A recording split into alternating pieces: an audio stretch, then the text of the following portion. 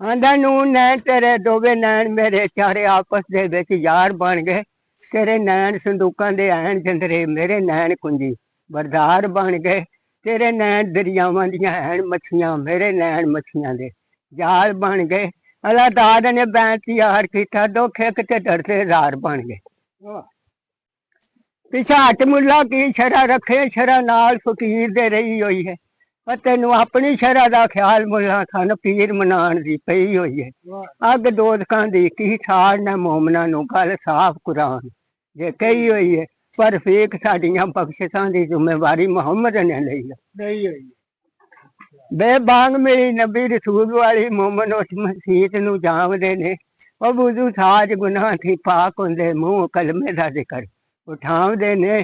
ਜਿਹੜੇ ਉੱਠ ਜਮਾਤ ਤੇ ਜਾ ਰੱਖਦੇ ਉਹ ਵੀ ਰੱਬ ਰਸੂਲ ਆਉਂਦੇ ਨੇ। ਮਸਲਾ ਪੁੱਛੀਏ ਅਬੁੱਲੇ ਸ਼ਾਹ ਕੋਲੋਂ ਬੇਨਮਾਜ਼ ਕਿਵੇਂ ਪਿਛੁਤਾਂ ਨੂਨ ਨੰਦਰ ਲਾਹੌਰ ਕਸ਼ਮੀਰ ਕੰਬਲ ਦਿੱਲੀ ਆਗਲਾ ਚੰਗ ਮਲਤਾਨ ਡਿੱਠਾ ਜੇਲ ਮਰੋੜ ਪਿੰਡੀ ਕੋਟਾ ਗੁਜਰਾਲ ਕੋਟਾ ਲਾਲਾ ਮੂਸਾ ਪਿੰਡੀ ਗੁਜਰਾਤ ਡਿੱਠਾ ਬਵਲਪੁਰ ਬੰਬਈ ਦੇ ਕੋਟ ਉੱਚੇ ਸਖਰੋੜੀ ਦਾ ਪੁਲ ਕਮਾਲ ਡਿੱਠਾ ਅਮਦੀਨੋ ਕਰਾਚੀ ਦਾ ਸੈਰ ਕੀਤਾ ਬਾਜ਼ਾਰ ਤੋਂ ਮੁਲਕ ਉਜਾੜ ਡਿੱਠਾ।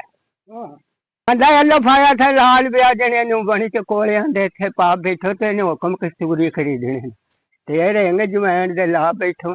ਤੂੰ ਤੇ ਆਇਆ ਥਾ ਨੇਕੀਆਂ ਕਮਾਉਣੇ ਨੂੰ ਸਿਰ ਤੇ ਪਾਰ ਬਦੀਆਂ ਦੇ ਚਾਹ ਬੈਠੋ ਕੀ ਸ਼ਾਹ ਦੇ ਅੱਗੇ ਜਵਾਬ ਕਰਤੇ ਸਣੇ ਮੂਲ ਵਿਆਜਣ ਖਾ ਬੈਠੇ।